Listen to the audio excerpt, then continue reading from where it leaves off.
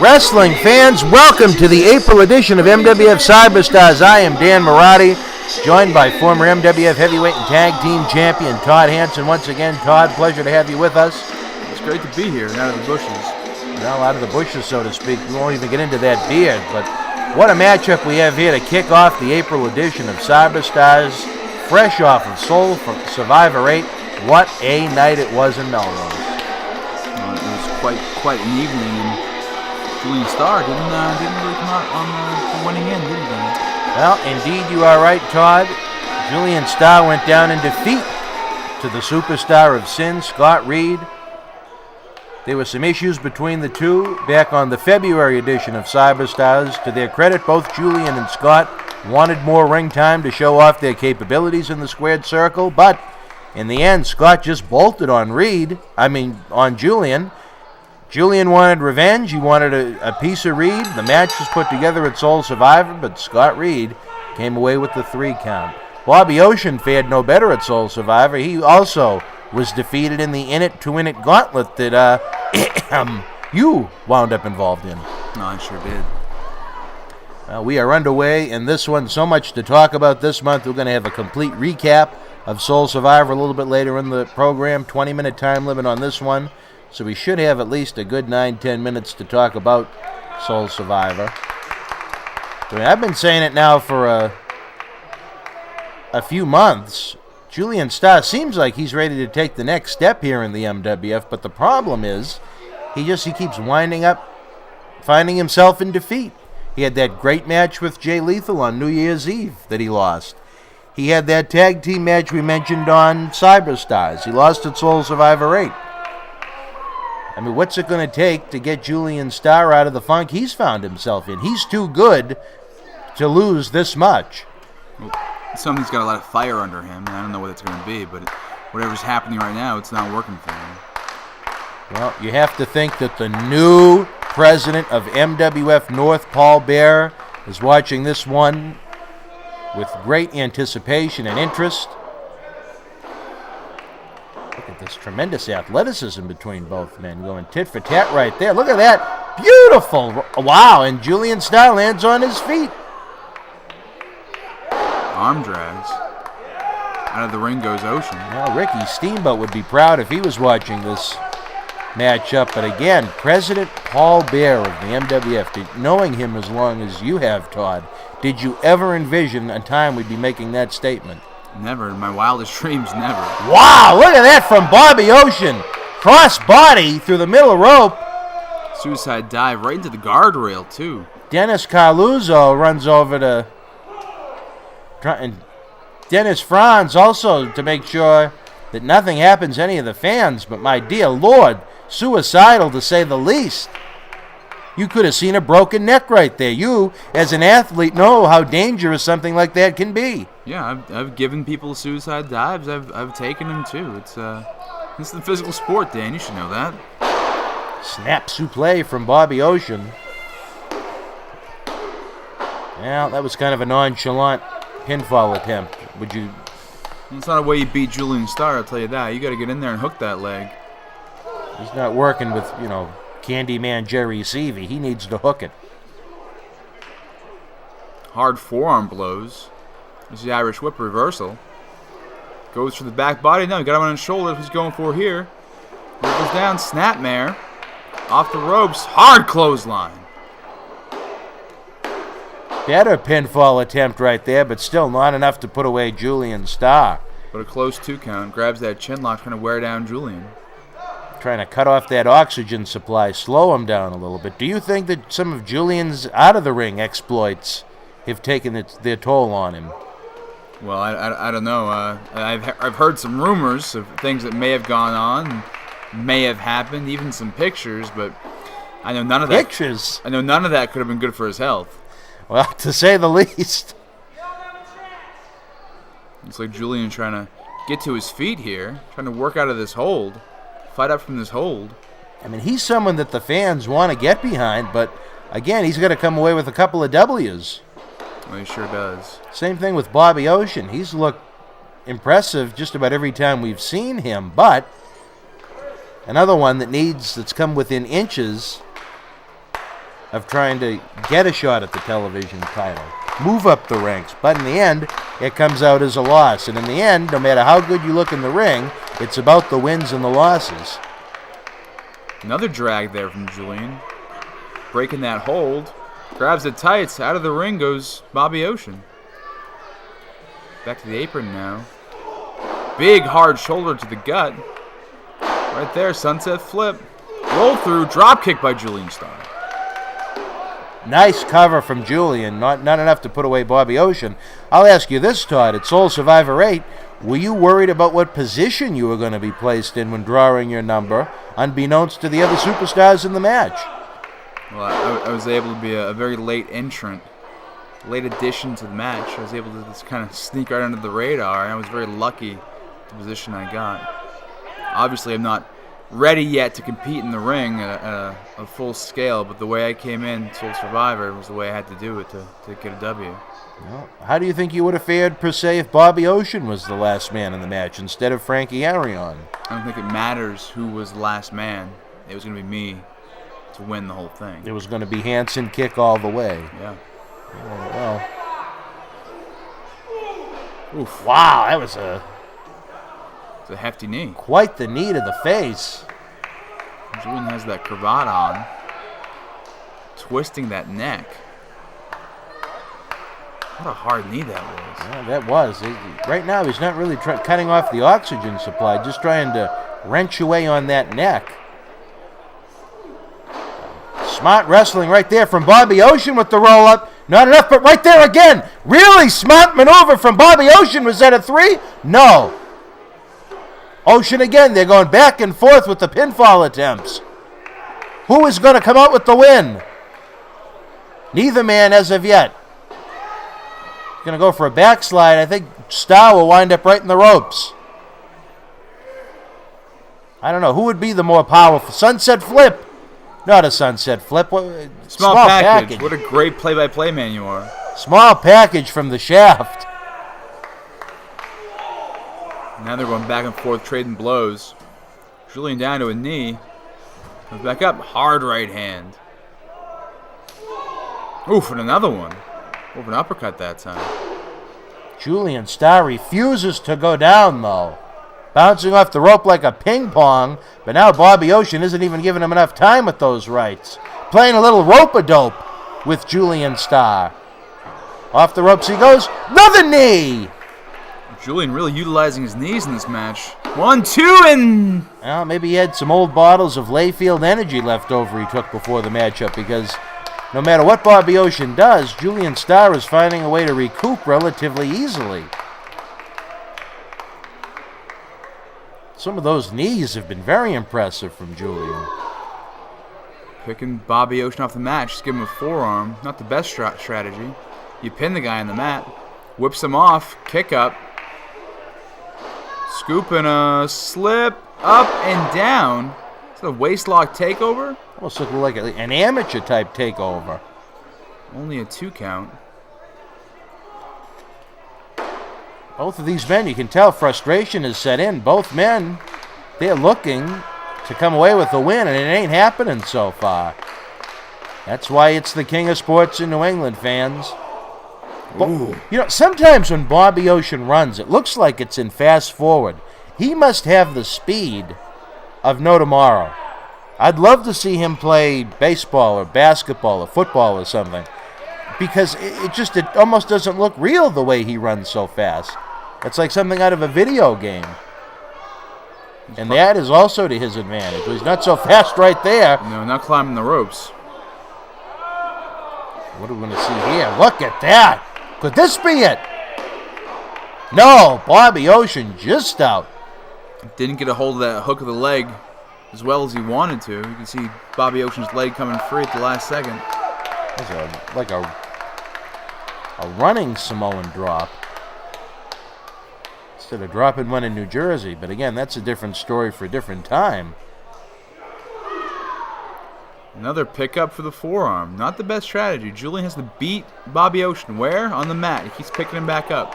I would say his best strategy would be to try and slow Bobby Ocean down. He's not moving at Bo Douglas. Speed! Unbelievable! Belly-to-belly overhead suplex. Through him, not going for a pinfall. The fans are getting one hell of a match on Cyberstarz this month. Shades of Kerry Von Erich right there. But he gets a reverse thrust kick to the midsection. Off the middle rope, up to the top. Julian is no. Oh, wait a minute. No, Bobby Ocean. Julian going for that moonsault we've seen before, but He better hope that Ocean doesn't try that. Oh, wait a minute. got him hooked. Was he going for a German, maybe? Oh, Starr elbows his way out of it. He's going to go for that moonsault. He sure Seen is. it many times. No, wait a minute. Oh, my dear Lord, Todd Hansen. Stick a fork in Julian Starr. He is done. No, wait just a minute. Wow. Wow. That was about 2 15/16. I don't think Ocean could have come any closer to a win. I mean, Julian Starr must have been a good 30 feet in the air. I wouldn't say 30, but he was up there. You're talking about the height of the ring, the height of the ropes? 25, 30 feet. Julian Starr's about 6 feet himself. Another snap suplex. That's highlight reel material from Bobby Ocean, looking to kick off his post-2008 campaign under the watchful eye of President Bear with a big-time win. Superstars all over the place. Oh, he missed the headbutt off of the top. Must have been studying old Harley race tapes. DDD from Julian. Oh, wait a minute. We've seen this many a times, Todd. So he's going for the 450. If he hits it.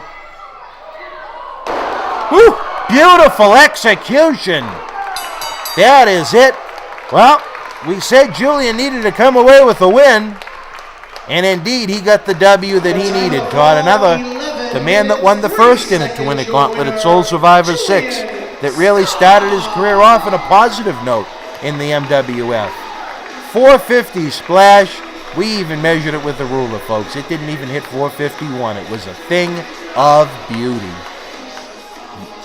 Absolutely amazing maneuver from Julian Starr. We said he needed something lit underneath of him, some fire inside of him, and let's hope that helps ignite him. Well, I think everyone in the MWF right now is going to or needs to up their game with Paul Bearer running the show up here in the North. Would you agree with that? I guess I do.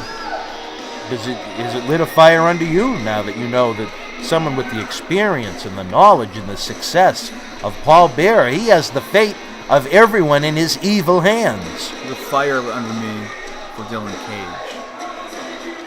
And who knows what that dynamic is going to be like now. I mean, obviously Paul Bearer can't be out there managing people if he's the president. What's going to happen with the trifecta of terror? Well, a lot of things are going to unfold. Ocean is trying to call Julian, it looks like, back to the ring. You know, is Bearer going to try and run things behind the scenes like a mob boss with Cage and the tag team champions Rick Fuller and Brian Malonis? Look at that. That's sportsmanship at its finest. Well, Bobby Ocean knows he came close, but Julian was the better man tonight on Cyberstarz. What a matchup, fans. We're going to be talking Soul Survivor 8 in just a few moments. Right there, too hungry. Oh, wow! What a cocky maneuver.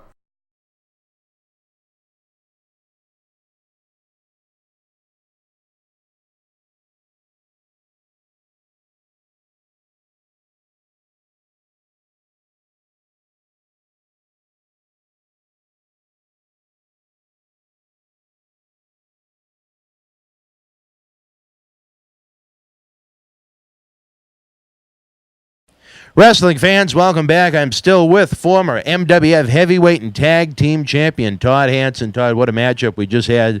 Julian Starr trying to get back on his winning ways after a few setbacks, defeating Bobby Ocean. He looked real good in that match, really good. Well, at Soul Survivor 8, unfortunately, it was not his night. In a losing effort to Scott Reed, as we had mentioned, Julian took a loss in that tag team matchup we saw on Cyberstarz recently to Bad Penny, when Scott Reed abandoned him. On New Year's Eve, he lost to Black Machismo Jay Lethal on our holiday special. What is it that you think Julian really needs to climb the mountain in the MWF, so to speak, to get to the next level? Well, Julian's putting in a lot of hard work and effort, but it's just not enough. He needs to push himself a lot harder than he really is. Well, there could be many sunny days for Julian in the Millennium Wrestling Federation. Hopefully he will continue to push it hard to make it to the next level. But anyway, let's get back to the thick of things. Soul Survivor rate, it was without a doubt the hottest, largest crowd we've had at Memorial Hall to date. Melrose, Massachusetts is a unique place to run wrestling where they are not gigantic fans, and that being some of the movers and shakers, but we had the mayor there, a state senator. It was absolutely tremendous from start to finish. The afternoon event we had for the kids from various nonprofits. We raised money for a lot of charities, but what a main event we had in that fatal four-way matchup, pretty much put together at the last minute. The match was all over the place, an all-out brawl, vicious brawl, all four competitors. It was quite the main event. It was an intense match, and indeed, in the end, Low Key retains the Millennium Wrestling Federation Heavyweight Championship. Any surprise on your end in that? Well, and you think about it, all four guys are absolutely capable of being the MWF Heavyweight Champion. In a match like that, it's really anybody's chance at the end. Low Key was able to pull it out, and it's not really a surprise, but at the same time it is.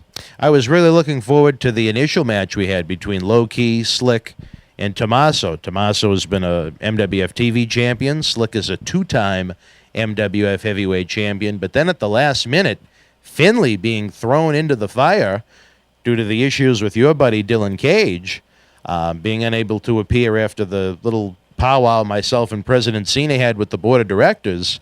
Do you think it was difficult for Key, Slick, and Tommaso to adjust to having Finley included in the match less than 48 hours before bell time? Well, of course. It's Finley, one of the toughest guys in professional wrestling business. Anytime any situation like that occurs, when someone is thrown in there that you're not expecting, it's difficult. And when it's somebody like Fit Finley, it's that much harder. Another championship match that had a lot of people talking, Todd. Straight Edge Brian Fury, the longest reigning MWF TV champion in company history. He crushed diehard Eddie Edwards' previous record, retained the television title, and what some are considering an upset when he pinned Carlito. Well, yeah, it was an upset, but Brian Fury has proven himself time and time again in the MWF, and really it shouldn't be that surprising to all the fans. Really?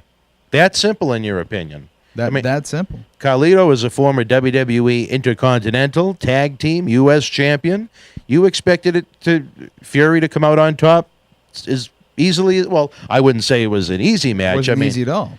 Carlito kicked out of his finishing maneuver several times, but in the end, Fury retained the gold. But that was your prediction ahead of time. I wouldn't say it was my prediction, but it doesn't surprise me that Brian Fury won. All right.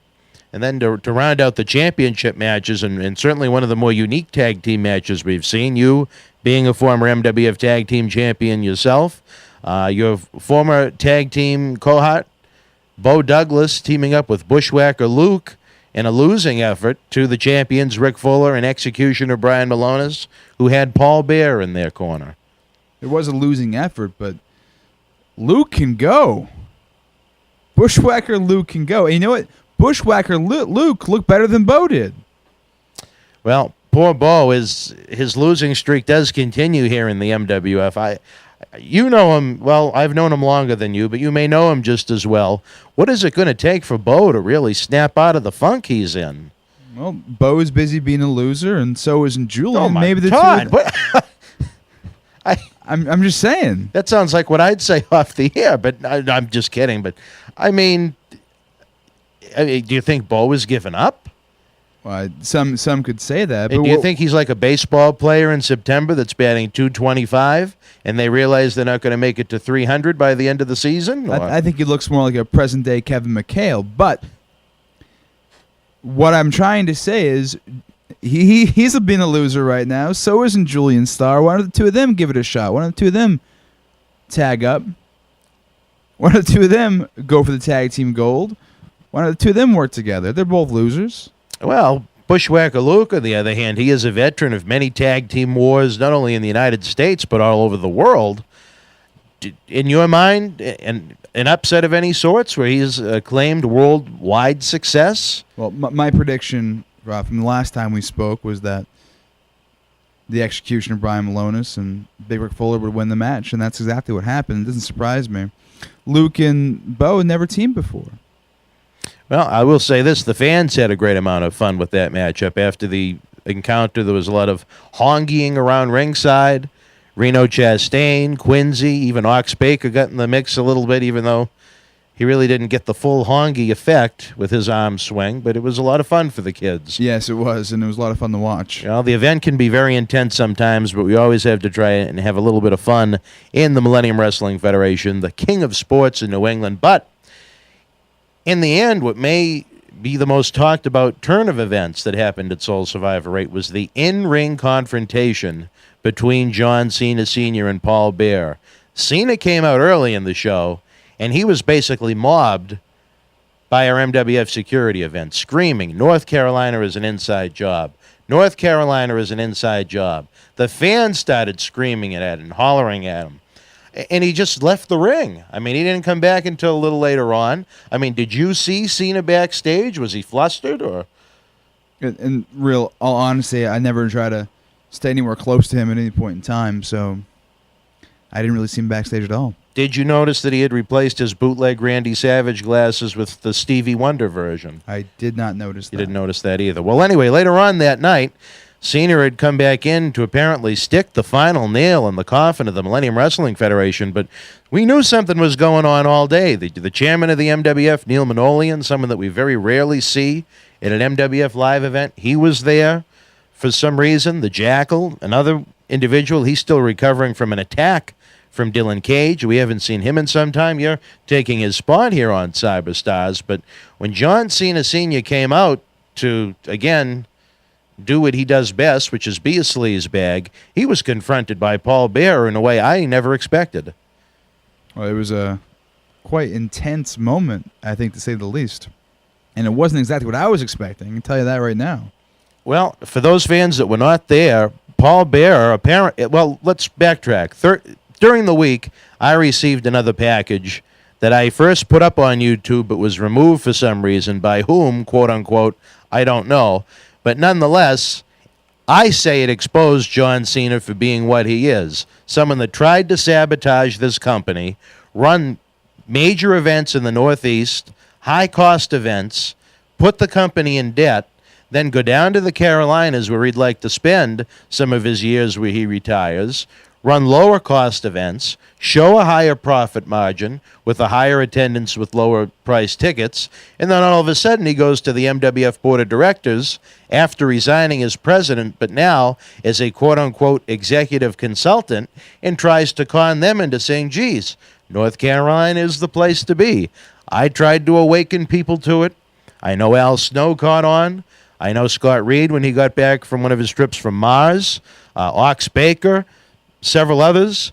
They knew it was an inside job, but there was nothing we could prove. Thursday night, we had a wild meeting at the MWF Board of Directors meeting, and stalker Dylan Cage, apparently, according to Cena, not by Paul Bearer, was put in the what would have been a hostile work environment if he appeared. Your thoughts on Dylan Cage after the things he's done, put in a hostile work environment? I let it very well known at the MWF event that Dylan did not come to Soul Survivor because of me, because he knew I was going to be there. So was it going to be a hostile work environment? Yes, it was. The same exact environment that he has put everyone in the MWF through the entire time he's been here. I think that's a very valid point. I think anytime you're in a professional wrestling locker room, there's always the potential for it to be a hostile work environment. But in the end, Ox Baker started it on Christmas night. Franklin D. Churchill had some kind of journals that had some kind of information about John Cena Sr. in them. We couldn't find them, but apparently Paul Bearer has them. As we look back in the MWF timeline, Cage and Bearer released a tape of Franklin D. Churchill's apparent daughter that he had out of wedlock, to be polite. And Bearer, came into Boston early, met with the MWF Board of Directors, had Neil Manolian put together this executive order that if signed by Cena as the executive consultant that put the North Carolina deal together, MWF in Boston, which is now MWF North, could exist as a separate entity from MWF South. It's quite an eye opener. Nothing I expect. I can tell you that. I don't like Paul Bearer, but I have to thank him for what he did. But what I'm more interested in knowing is Bearer knew what was going on with Cena. Apparently, he's read these journals. He whispered something in Cena's ear and gave him the choice of, I'm either going to tell the people what happened or you sign the order. And Cena signed the order pretty quick. Really, really quick. Well, it's a new day in the MWF, to say the least. President Bearer. I don't know how that's going to affect the trifecta of terror. We're going to touch base on that in just a moment. I just want to continue with the results. Al Snow with his Buddy Head, victorious over East Coast Cowboy DJ Dubé. DJ Dubé, though, he held his own in there for a while. Yeah, he sure did, but ultimately Al Snow obviously came out on top. Al was really impressive.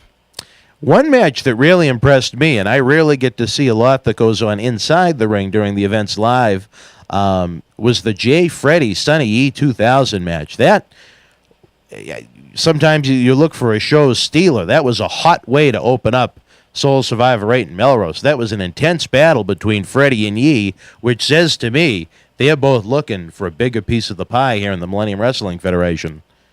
Maybe Julian Starr and Bo Douglas should take note. Well, and then this is the one I wanted to save for last. It was the In It to Win It Gauntlet Challenge. Frankie Arion making his MWF debut. I mean, he reminded me of Kevin Nash as Diesel in Royal Rumble 94. There's quite a height difference. Well, a little bit of a height difference, yes. But instead of throwing people over the top rope, it was pinfall elimination after pinfall after elimination after pinfall elimination. What an impression Frankie Arion made. And then just as he thought he had the match won, he didn't realize there was another entrant, one person left still in the gauntlet match itself, that being me. Todd Hansen wins the In It to Win It Gauntlet, a man we didn't expect to see into the ring until the summer or the fall. He is now 8-0 at Soul Survivor, and you had the championship match of your choice, and you didn't waste any time in letting folks know what it is going to be. No, I sure didn't, Dan. I told Dylan tick-tock, tick-tock, tick-tock, tick-tock, and the clock is still ticking. But I've made the announcement. I hopped right in that ring. I won that match. And I want a shot at Dylan Cage in his Southern Heavyweight Championship.